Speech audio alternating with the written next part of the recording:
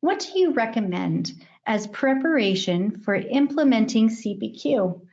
We're currently evaluating CPQ and billing, but our current process is very manual and extremely complicated. How can we increase our odds of success? So this obviously came from someone considering and preparing for CPQ that's maybe a little bit frustrated. So Gilles, would you like to take this one?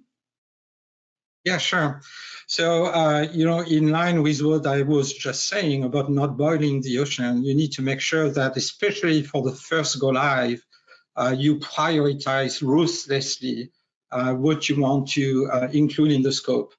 But before you get there, you need also to know what the future state is going to look like in the long term. Once you have determined the future state, it's a lot easier to prioritize and to prepare a rollout strategy that will allow you to automate processes progressively as you do multiple releases. Another key point is that you need to get prepared ahead of time by documenting your requirements.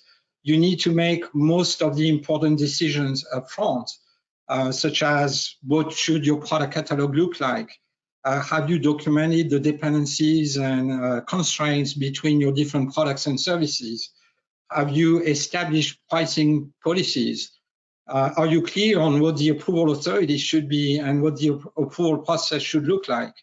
And finally, another important piece is a client-facing documentation in the form of a code template. Are you prepared to make sure it's going to be branded correctly? So at the end of the day, as you go through preparing all this documentation, what you're going to realize is that you're in a process of simplifying your business processes and unification of those processes.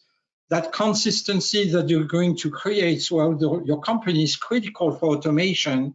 And automation is actually the #1 ROI factor in a CPQ implementation.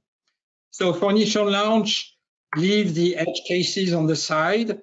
And of course, you need to still run the business. So for those edge cases, consider using mitigation controls like approval to make sure that at the end of the day, your quotes will be technically and commercially viable.